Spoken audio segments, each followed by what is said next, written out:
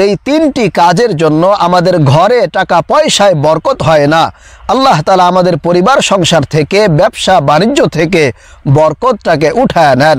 দেখা যায় কোনো মাসে বাচ্চাদের রোগ ব্যাধি হয়, না হয়তো কোনো দুর্ঘটনা ঘটে ইত্যাদি, এসব লেগেই থাকে। এমন কোনো মাস নেই যে আমাদেরকে ডাক্তারের কাছে যেতে হয় না। প্রিয় ভাইরা, মা বোনেরা, আমরা অনেকেই জানি না যে কি কি কারণে আমাদের ঘর থেকে বরকত চলে যায়, বরকত আসে না। আর বরকত জিনিসটা কিন্তু খুবই গুরুত্বপূর্ণ একটা বিষয়, জরুরি একটা বিষয়।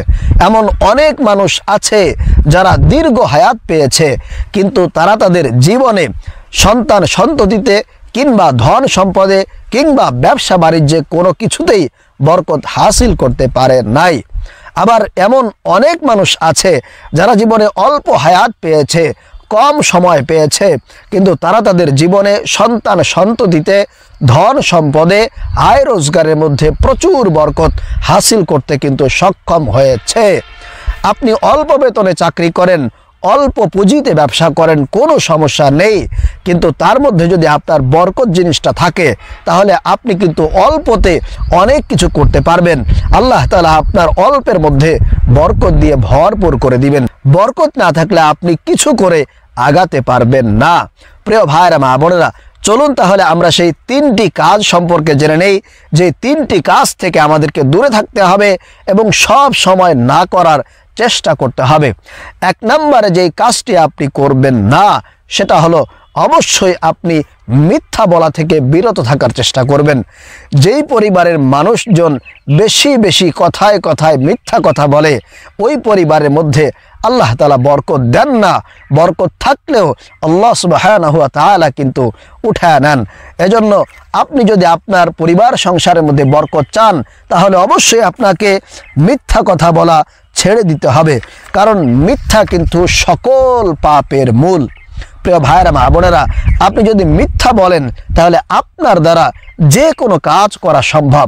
এজন্য আমি আপনাদেরকে বলবো, অবশ্যই আপনি যদি অল্প সময়ের মধ্যে অনেক কিছু করতে চান, তাহলে এক নম্বরে যেই কাজটি আপনাকে করতে হবে, সেটা অবশ্যই আপনাকে সকল ধরনের মিথ্যা বলা থেকে ফিরে আসতে হবে। দুই নম্বরে আপনি যে কাজটি করবেন না, সেটা হলো আল্লাহ প্রদত্ত রিজিকের সাথে আপনি কখনোই বেয়াদবি করবেন না। বেয়াদবি মূলত রিজিক অপচয়ের মাধ্যমে করা হয়ে থাকে। আমরা বর্তমান সময়ে এমন পরিমাণ রিজিক অপচয় করি, যেটা আসলে কল্পনার বাহিরে, ভাষায় প্রকাশ করা যাবে না। এজন্য প্রিয় ভাইরা, মা বোনেরা, আপনি যদি রিজিক অপচয় করেন, আপনি যদি আল্লাহ প্রদত্ত দেওয়া রিজিক অপচয় করেন, নষ্ট করেন, তাহলে কিন্তু আল্লাহ তাআলা আপনার পরিবার সংসার থেকে রিজিক উঠায় নেবেন, আপনার বরকত দূর হয়ে যাবে। এজন্য দুই নম্বরে অবশ্যই আপনি আল্লাহ প্রদত্ত দেওয়া যে রিজিক, সেই রিজিক অপচয় করবেন না।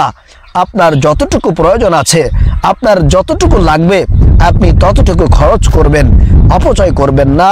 যদি এটা থেকে ফিরে আসতে পারেন, তাহলে দেখবেন যে আল্লাহ তাআলা অবশ্যই অল্প দিনের মধ্যেই আপনার পরিবার সংসারে প্রচুর পরিমাণে বরকত দিয়েছেন, আপনার ইনকামের মধ্যে বরকত দিয়েছে, আপনার সকল প্রকার ক্ষতি থেকে আল্লাহ তাআলা আপনাকে হেফাজত দান করেছেন।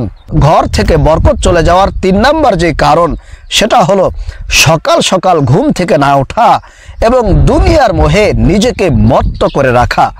আল্লাহ তাআলা কোরআনুল কারীমের সূরাতুল মুনাফিকুনের 9 নম্বর আয়াতের মধ্যে বলছেন, ইয়া আইয়ুহাল্লাযীনা আমানু লা তুলহিকুম আমওয়ালুকুম ওয়ালা আওলাদুকুম আন যিকরিল্লাহ ওয়া মান ইয়াফআল যালিকা ফাউলাইকা হুমুল খাসিরুন।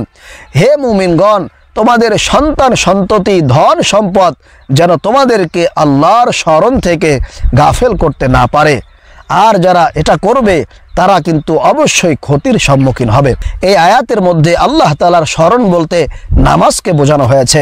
অতএব আমরা যারা ব্যবসা বাণিজ্য, ক্ষেত খামার এবং পরিবার সংসারে দোহাই দিয়ে যথাসময়ে নামাজ পড়ি না, তারাই কিন্তু ক্ষতির সম্মুখীন হয়ে যাব।